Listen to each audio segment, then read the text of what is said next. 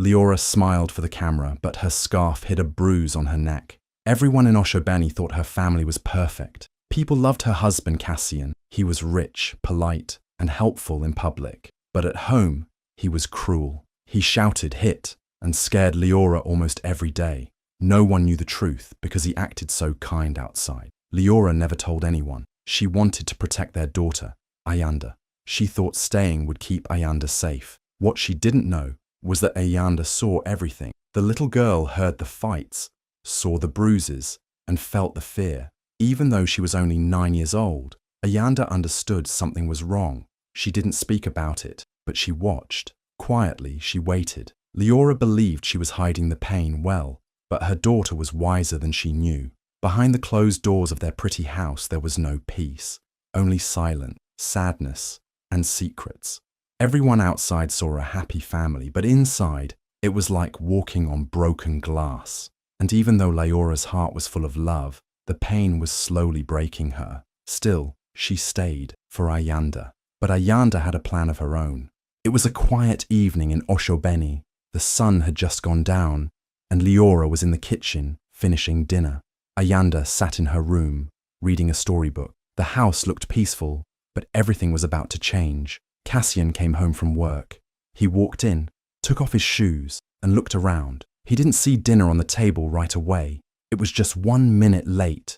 Just 1 minute. But that was enough to make his anger grow. His face turned red. His eyes became cold and sharp. "Where is my food?" he shouted. Leora walked out of the kitchen, holding a tray. "Just 1 more minute.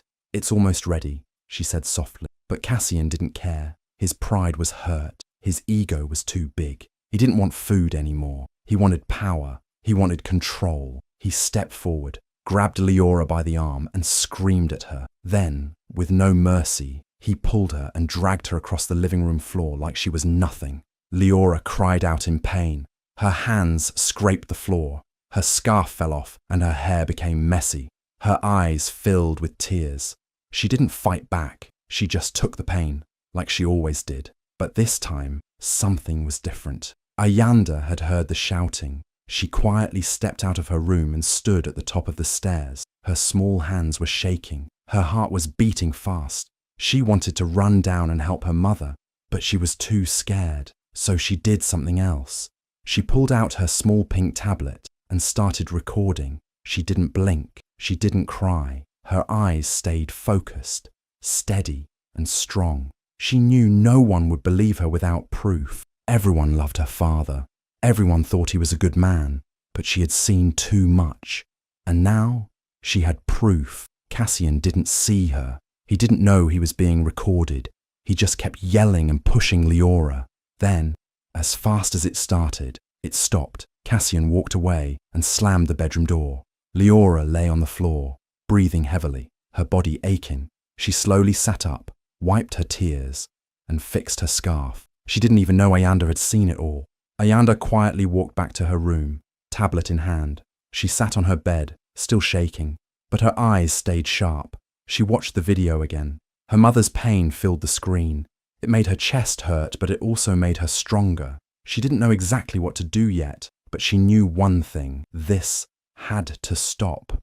That night, while her mother slept in pain, Ayanda stayed awake, staring at the screen. The house was silent, but her heart was loud with questions. Why did Daddy hurt Mommy? Why did no one stop him? And how could a little girl like her make a big man like Cassian face the truth? Ayanda didn't have all the answers, but she had courage, and she had a video that told the truth. This night changed everything, because now a brave little girl had a secret weapon, and she was ready to use it.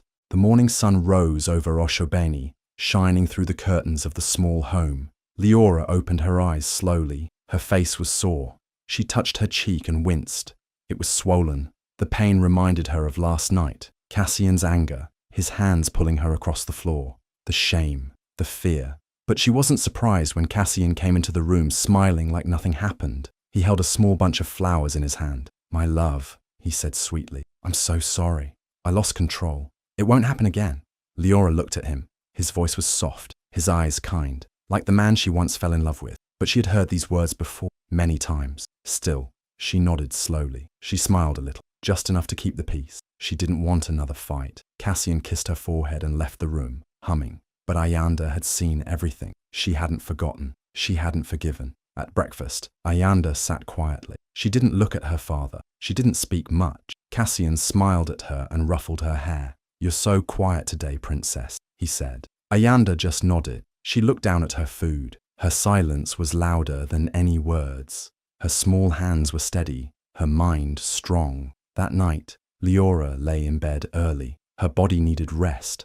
Her heart needed peace. Cassian watched TV in the living room, pretending to be the perfect husband, but Ayanda was awake. She pulled her blanket over her head and turned on her pink tablet. The glow lit up her small face. Her fingers moved quickly. She opened the video, the one she had recorded the night before. She watched it again. Her mother's cries, her father's rage, the truth in motion. Her eyes filled with tears, but she didn't cry. She'd cried too many times. Tonight, she was ready. She clicked share. Her heart pounded. Then she typed a message. Just a few words. "Please help my mom." And then, with careful fingers, she sent the video to someone no one expected. Her teacher, Miss Mosie. Miss Mosie was kind. She always smiled at Ayanda. She once told the class, "If you're ever scared or hurt, and you can't tell someone at home, you can tell me." Ayanda remembered that. She placed the tablet beside her pillow and closed her eyes. She didn't know what would happen next, but she felt something new in her chest. Hope. The next morning, Miss Mosie opened the message on her phone. Her eyes widened in shock. She watched the video in silence. When it ended, she wiped her tears. She knew what she had to do. Back at home, Ayanda looked at her mother getting ready for the day. Leora tried to hide the bruise with makeup. She smiled at Ayanda. "Are you okay, baby?" she asked. Ayanda looked at her and said softly, "I will be, Mommy." Cassian walked in, wearing a fresh shirt and fake smile. "Let's have a good day, family," he said. But things were already changing. Ayanda's silence had become power, and that power had started a wave that would soon break the walls of lies, fear, and pain. The silence of a little girl was now louder than all of Cassian's charm. Ayanda sat in her room, heart beating fast. She didn't sleep much.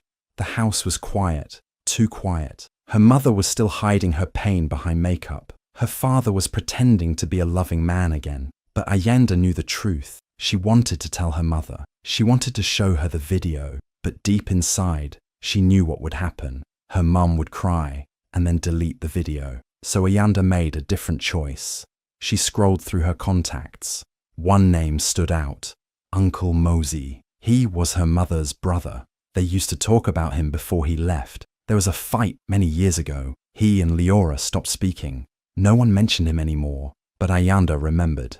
Uncle Mosie was a journalist, a brave man who wrote stories about truth and justice. He once told Ayanda, "Sometimes silence is too heavy for one heart. That's when you speak." Ayanda tapped his name and sent the video with a short message. "Please help Mommy.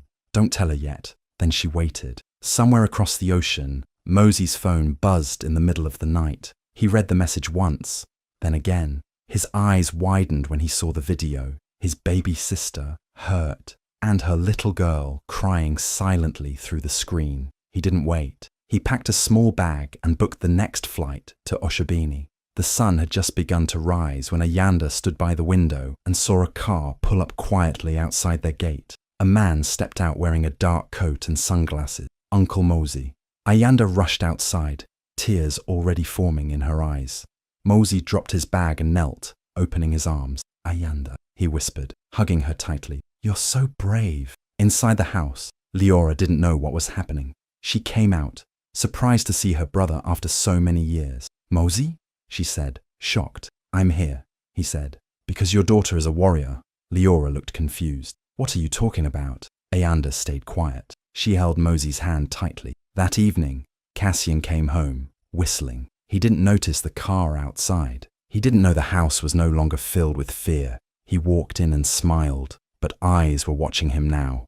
Uncle Mosie stayed calm. He greeted Cassian like an old friend, but behind his calm face, fire burned. He had already sent the video to people who mattered, people who could protect Leora and Ayanda. Cassian had no idea his perfect mask was starting to crack. The whisper of a child's courage had reached far, and now the storm was coming, quietly but surely. Leora sat across from Mosie in the small, quiet room. Her hands shook as she held the warm mug of tea he made for her. Mosie had brought a small camera and placed it gently on the table, not turning it on yet. "I won't push," he said softly, "but when you're ready, I'll be here." Leora looked at him with tired eyes. She hadn't spoken freely in years. Every word felt like it carried 1,000 bricks, but after some silence, she nodded. Mosie turned on the camera. The soft red light blinked, and Leora began to speak. She started with small things. "He wasn't always like this." Then deeper truths followed. "He controls everything. My clothes, my friends, even what I eat." Tears streamed down her cheeks. "He says no one will believe me, that I'm lucky to have him. And sometimes I start to believe it too." Her voice cracked. "I stayed for Ayanda, but now I wonder if staying is actually hurting her more." It was the first time in years that Leora cried. Not in secret, not into a pillow, but openly and safely. Mosie didn't interrupt. He just listened. When she finished, he wiped his eyes and whispered, "Can I publish this, Leora? Let the world see who he really is." Leora froze. Her heart pounded. Her throat tightened. "No," she said quickly. "No, no. If he finds out, he'll kill me. He'll take Ayanda." Mosie gently reached for her hand. "I'll protect you, I promise." But Leora shook her head, fear clouding her eyes. "You don't know what he's capable of." Suddenly, the door creaked. Ayanda walked in. She had heard everything. She'd looked at her mother with eyes far too wise for her age. No tears, no trembling, just calm, clear words. "If you stay silent," Ayanda said softly, "you're teaching me that monsters win." The room went silent. Leora stared at her daughter, stunned. Ayanda stepped closer. "You always say I should be brave, but being brave doesn't mean hiding. It means fighting back." Those words didn't just touch Leora's heart. They cracked something wide open. Years of fear, years of pain, years of pretending. Suddenly, she felt something rise inside her, something fierce, something wild. She wiped her tears and turned to Mosie. "Upload it," she said. Her voice was shaking, but strong. "Let them see." Mosie paused. "Are you sure?" She nodded. "I've been quiet for too long. It's time the world hears my voice." That night, Mosie uploaded the interview. He titled it, "Behind the Smile, Leora's Story." By morning, it had spread like fire. People across Oshobeni and beyond watched in shock. The perfect Cassian was not so perfect after all. The world began to ask questions, and for the first time, Leora didn't feel alone, because the truth was out, and monsters don't like the light. Mosie posted the video just after midnight using an anonymous account. No names, no location, just a simple title, "When Love Turns to Fear." Within an hour, it had 1,000 views. By morning, it had 1,000,000. People couldn't look away. Leora's face, bruised but brave, touched hearts around the world. Her words, soft but honest, echoed deep in people's soul. Justice for Leora started trending, first in Oshobeni, then across South Africa, then the whole continent. Women began sharing their own stories. "I am Leora," one post read. "I stayed quiet too." Another said, "Her pain is mine. We need to stop this cycle." Famous actors, singers, and activists spoke up. "To the woman in the video, you are not alone," one celebrity posted. Oshobeni, once a sleepy town where secrets hid behind locked doors, was suddenly wide awake. And Cassian? He felt it immediate. First, his phone buzzed non-stop. Angry comments, lost clients, death threats. Then his biggest business partners pulled out, refusing to be associated with a man under investigation. Employees at his office left in groups. His assistant refused to come in. His driver quit on the spot. At the grocery store, people who once praised him now turned away. Some whispered, others spat at his feet. His mask, the one he wore so well for years, began to crack. At home, he stormed around the house. "You think this will break me?" he shouted at Leora. "You're nothing without me." But Leora didn't answer. She didn't have to, because the world was answering for her. Ayanda stood beside her mother, holding her hand. Not scared anymore, just proud. Mosie had stayed in town, watching closely. He had spoken to the police. A case had been opened. But what scared Cassian the most was the silence. He was used to being feared, used to controlling everything. Now, no one listened, no one obeyed. His power, once strong, was vanishing. And Leora? She was rising, not loudly, not with shouts, but with quiet strength. With every view, every share, every post, she became stronger. Because sometimes truth doesn't just hurt, it burns down everything fake until only the real remains. Cassian slammed the door open, his eyes wild with rage. He had seen the video. He had read the comments. Everyone knew. Everyone was talking. His hands shook. His face burned. His perfect life destroyed by one video. By her. "Leora!" he shouted. "Get out here now!" But the house was quiet. Too quiet. He stormed through the living room, knocking over a lamp. Plates crashed to the floor. He kicked a chair, splintering it. "Leora!" he roared again. Still, no answer. Then he noticed it. Ayanda's school shoes were gone. Her books too. Leora's suitcase missing. Her favourite shawl? Not hanging by the door. He rushed upstairs. Their closet was half empty. Her perfume bottles were gone. Even her hairbrush was missing. They had left. They had escaped. "No! No! No!" he screamed, slamming his fists into the wall. He punched the mirror, glass cutting into his knuckles. Blood dripped down, but he didn't feel it. Mosie. It had to be him. That worthless brother. He planned this. He stole them. Cassian picked up the framed family photo from the shelf. It showed all three of them, smiling, perfect, fake. He stared at Leora's face in the picture, then at Ayanda's gentle smile. Then he threw the frame to the floor. It shattered, like his image, like his pride, like the control he thought he'd always have. Meanwhile, far from that house, Leora sat on a simple couch in a quiet, safe house. Ayanda curled beside her, holding her tightly. Mosie stood at the window, watching the street, phone in hand. "You're safe now," he said gently. "He can't touch you here." Leora said nothing at first. She looked around the small room. No fancy walls, no expensive furniture, just peace. Real peace. Her fingers shook slightly, but not from fear, from release, from the strange feeling of being free. Ayanda looked up at her. "Are we really safe, Mama?" Leora nodded slowly. "Yes, baby, we are. And we won't go back."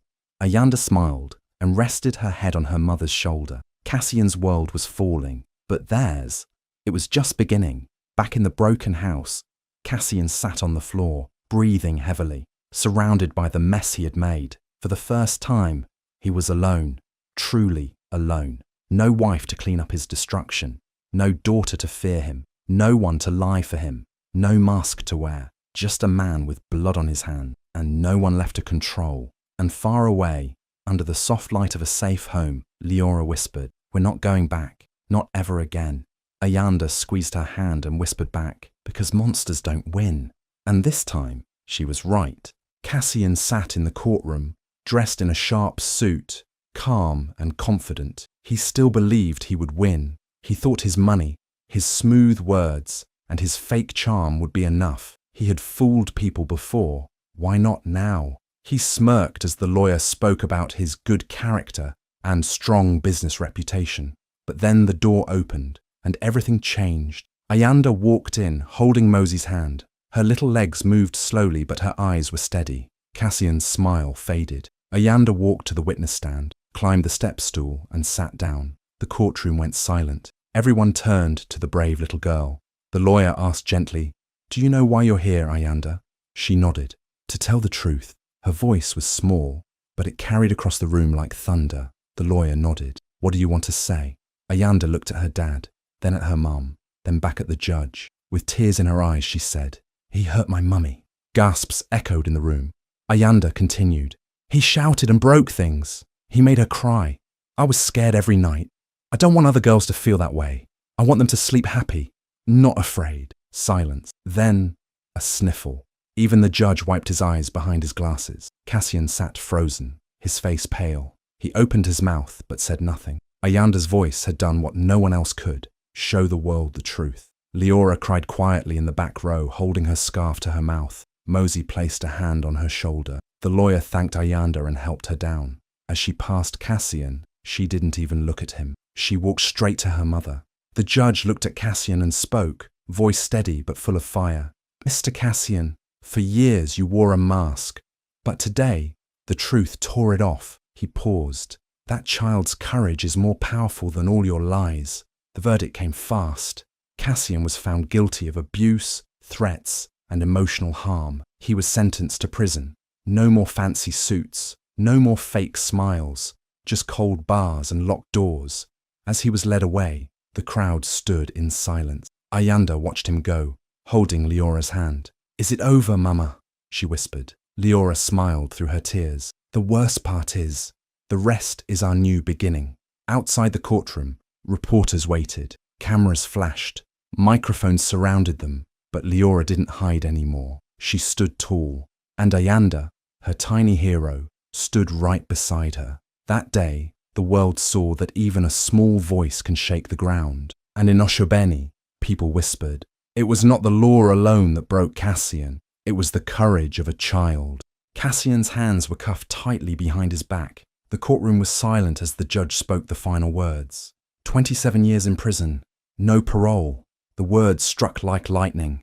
Gasps filled the room. Cassian's face twisted. He wasn't smiling now. The charm was gone. The lies were over. He turned slowly to look behind him, searching for sympathy, for someone who still believed in him. But Leora wasn't crying. Ayanda wasn't hiding. They were both standing tall. Leora held her daughter's hand, their heads high, their eyes locked on the man who had haunted their nights.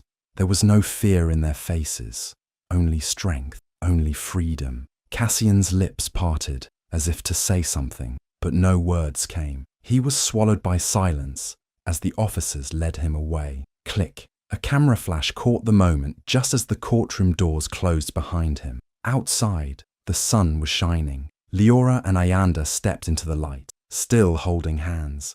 A photographer captured them mid-step.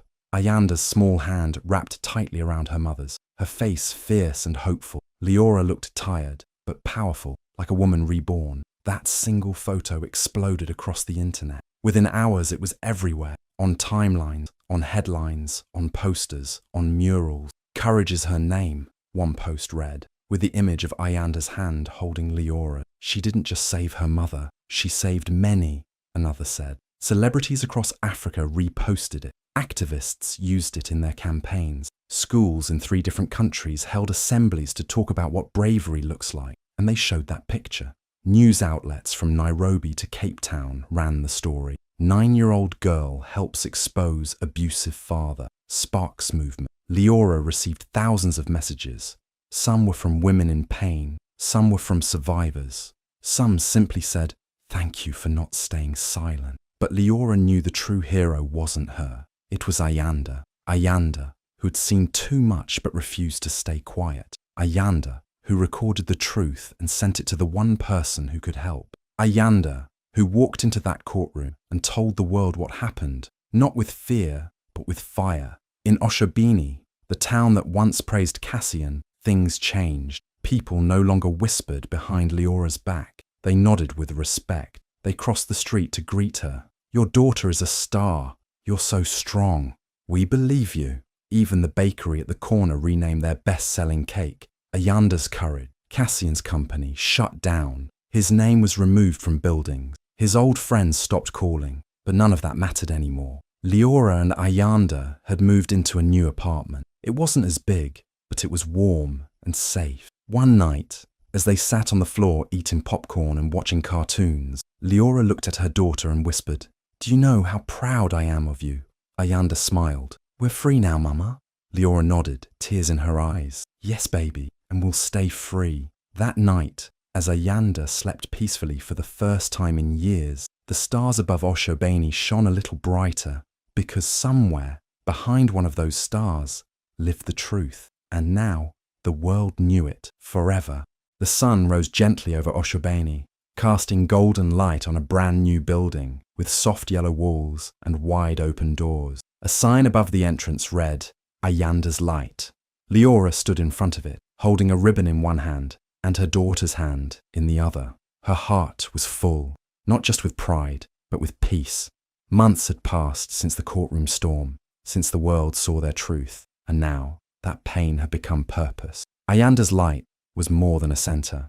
It was a safe place for women and children who had lived through darkness and didn't know where to go. Here, they would find counselors, warm beds, food, and most importantly, people who understood, people who believed them. On opening day, women gathered. Some were still quiet, still scared. But when they saw Leora speak, strong, steady, they saw what survival looked like. They saw that healing was possible. Inside the building, on the wall of the main room, hung a framed quote in bold letters. She was dragged across the floor, but now she walks the world with her head high. Many stopped to read it. Many cried. Ayanda, now 10, had grown taller, her eyes still full of fire. She no longer flinched at loud sounds. She no longer whispered when she spoke. Instead, she stood on stages, first in schools, then in cities, and now the world. As a national youth ambassador, Ayanda traveled with her mother to global events. She told her story, not to relive it, but to help others rise from their own ashes. "I'm just a child," she said once into a microphone, her voice steady. "But sometimes, children are the bravest people in the room." That clip went viral. Again, people watched in silence. Then they stood up and clapped, tears in their eyes. Everywhere they went, people called them heroes, survivors, lights in the dark. But Leora would smile and say, "I'm just a mother. The real light is my daughter." Ayanda would smile back and say, "We're a team, Mama." And truly they were.